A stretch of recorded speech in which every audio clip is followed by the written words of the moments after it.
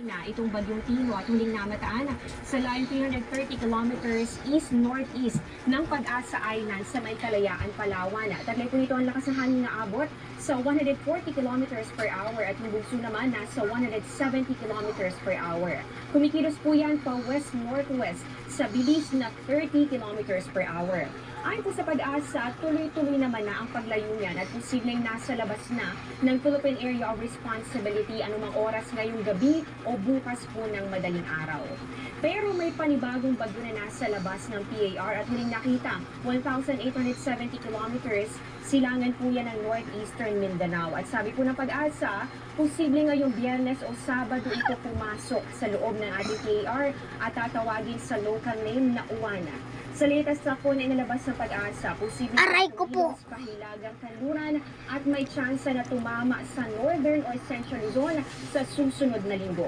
Nananatili rin po yung posibilidad na lalo pa yan lumakas bilang super typhoon kaya patuloy po natin tututukan. Ayon po sa Pag-asa, posibleng magtaas ng wind signals dito po yan sa ilang bahagi po ng eastern sections ng Luzon at pati na rin dito sa summer provinces. Simula po yan na Biyernes ng gabi o di kaya naman ay sa Sabado ng umaga. At patuloy po natin i-monitor dahil pwede pa pong magbago yung forecast at patuloy po natin kung ano po yung magiging pagbabago sa mga susunod na araw. Sa ngayon, malayo pa ang bagyong yan para makapekto sa ating bansa. Pero dahil pa rin dito sa Bagyong Tino, ganun din po dito sa Amihan at pati na rin sa localized thunderstorms, posible pa rin po makaranas sa mga pag-ulan sa ilang lugar.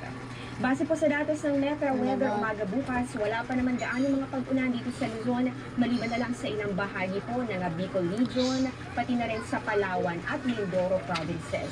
Bandang hapon, may tsansa ng ulanin ng malaking bahagi po ng Northern at ng Central Luzon, Calabarzon, Mimaropa at iba pang lugar dito sa Bicol Region.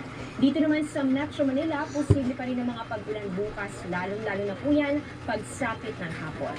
At eto may mga pag-ulan din po sa umaga sa Visayas at Mindanao, gaya na lang po sa Sulu Archipelago, Western Visayas, at ganoon din sa Negros Island Region. At posible pong maulit yan sa hapon at kasama na rin dito sa makakaranas ng mga pag-ulan ang Samar and Leyte provinces, Cebu, Bohol at iba pang bahagi o malaking bahagi po ng Mindanao. Kaya mga kapuso, doble ingat pa rin lalo-lalo na sa mga napunuhan ng Bagyong Tino.